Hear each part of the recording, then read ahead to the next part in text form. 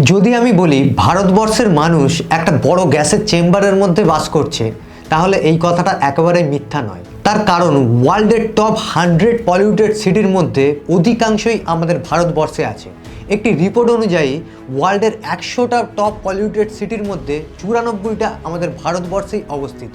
দেখুন, এটা একটা একিউআই স্কেল। এই একিউআই স্কেল সর্বাধিক 500 পর্যন্ত বানানো হয়েছিল।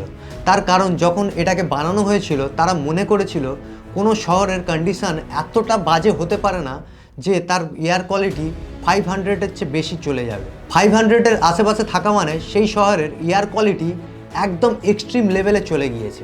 কিন্তু আমাদের ভারতবর্ষের ক্যাপিটাল দিল্লি এইসবকে অনেক আগেই পিছনে ছেড়ে দিয়ে অনেক আগে চলে গিয়েছে। দিল্লির একিউআই রেট 1700 পর্যন্ত চলে গিয়েছিল এবং দিল্লির এভারেজ একিউআই রেট 700।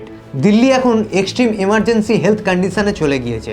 অর্থাৎ দিল্লিতে এখন যদি কোনো মানুষ থাকে, সে যদি একজন নন স্মোকার মানুষ হয়, তাও সে দিনে 15টা থেকে 20টা সিগারেট খাচ্ছে। অর্থাৎ এখানকার এয়ার কোয়ালিটি কেমন আপনারা খুবই ভালোই বুঝতে পারছেন। তাছাড়াও বিষাক্ত PM2.5 পার্টিকেলস রক্তে এসে মিশছে এবং রক্তে এসে মেশার ফলে ভবিষ্যতে হার্ট অ্যাটাক, ব্রেন স্ট্রোক এবং বিভিন্ন ক্রিটিক্যাল ব্লাড ক্যান্সার বা আরও বিভিন্ন রকম রোগ হতে পারে ভবিষ্যতে। দিল্লি পুরোপুরিভাবে বসবাসের অযোগ্য হয়ে গেছে, কিন্তু এদিকে সেখানকার গভর্নমেন্টের কোনো হেলদোলই নেই।